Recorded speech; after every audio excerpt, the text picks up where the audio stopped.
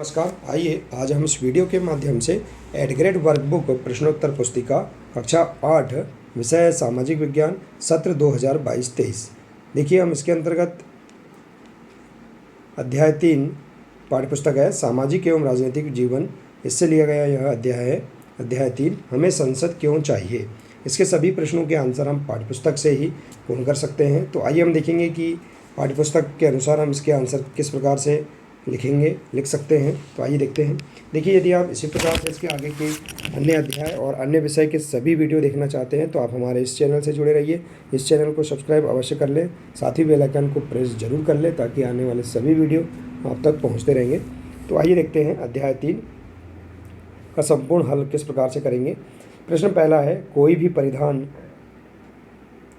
भी पराधीन देश अपने फैसले स्वयं नहीं ले सकता, हमें अपने फैसले लेने का अधिकार कब मिला। तो देखिए, सामाजिक एवं राजनीतिक जीवन की पाठ्यपुस्तक के पृष्ठ क्रमांक 31 से इसका आंसर लिख सकते हैं। 1909 में बने गवर्नमेंट ऑफ इंडिया एक्ट ने कुछ हद तक निर्वाचित प्रतिनिधित्व की व्यवस्था की और इसमें ही हमें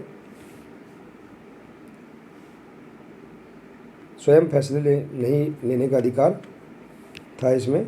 तो इस प्रकार से आप इसका आंसर पाठ्यपुस्तक से लिख सकते हैं। अगला प्रश्न है, सहमति का आशय स्पष्ट कीजिए। तो देखिए, इसका आंसर है पृष्ठ क्रमांक 32 से, सहमति का मतलब है चाह, स्वीकृति और लोगों की हिस्सेदारी। अगला प्रश्न है, संसद किसे कहा जाता है। तो आंसर देखिए पाठ्यपुस्तक के पृष्ठ क्रमांक 32 से इस प्रकार से आंसर लिख सकते हैं, संसद जनता द्वारा चुने गए प्रतिनिधियों के इस समूह को ही संसद कहते हैं। अगला प्रश्न है, चौथा प्रश्न, देश की सर्वोच्च कानून निर्मात्री संस्था का नाम लिखें और इसके सदनों के नाम भी लिखिए। देखिए पृष्ठ क्रमांक 34 से, भारतीय संसद देश की सर्वोच्च कानून निर्मात्री संस्था है। इसके 2 सदन हैं, राज्यसभा और लोकसभा। अगला है, देखिए पेज नंबर 171 था, अब पेज नंबर 172। इसमें दिया है प्रश्न 5वां, राज्यसभा के सभापति कौन होते हैं, राज्यसभा के सदस्यों की संख्या कितनी है। तो आंसर देखिए पृष्ठ क्रमांक 34 से, राज्यसभा में कुल 245 सदस्य होते हैं। देश के उपराष्ट्रपति राज्यसभा के सभापति होते हैं। अगला है प्रश्न 6वां, लोकसभा के सदस्यों की संख्या लिखिए, इसकी अध्यक्षता कौन करता है। तो देखिए आंसर पृष्ठ क्रमांक 34 से, लोकसभा में कुल 545 सदस्य होते हैं, इसकी अध्यक्षता लोकसभा अध्यक्ष करते हैं। अगला प्रश्न है प्रश्न 7वां, भारतीय संसद की चुनाव प्रक्रिया का संक्षेप में वर्णन कीजिए। तो देखिए इसका आंसर पाठ्यपुस्तक के पृष्ठ क्रमांक 34 से, आज़ादी के बाद गठित की गई भारतीय संसद लोकतंत्र के सिद्धांतों में भारतीय जनता की आस्था का प्रतीक है।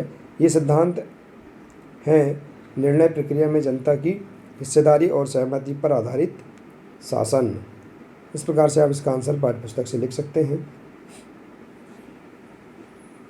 अगला प्रश्न है प्रश्न 8वां, राज्यसभा के सदस्यों का चुनाव किसके द्वारा किया जाता है, इसके मनोनीत सदस्यों की संख्या लिखिए। तो देखिए इसका आंसर पृष्ठ क्रमांक 37 से, राज्यसभा के सदस्यों का चुनाव विभिन्न राज्यों की विधानसभाओं के निर्वाचित सदस्य करते हैं। राज्यसभा में 233 निर्वाचित सदस्य होते हैं।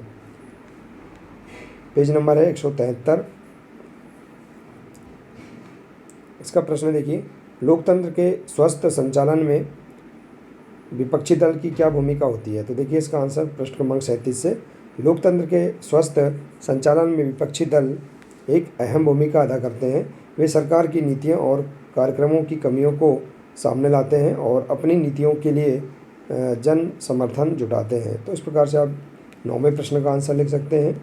अगला 10वां प्रश्न है, संसद में प्रश्नकाल क्या है, इसका क्या महत्व है। तो देखिए इसका आंसर पृष्ठ क्रमांक 37 से, संसद में प्रश्नकाल एक महत्वपूर्ण व्यवस्था है। इसके माध्यम से सांसद सरकार के कामकाज के बारे में जानकारियाँ हासिल करते हैं। इसके जरिए संसद कार्यपालिका को नियंत्रित करती है। तो इस प्रकार से देखिए आप इस प्रश्न का भी आंसर लिख सकते हैं।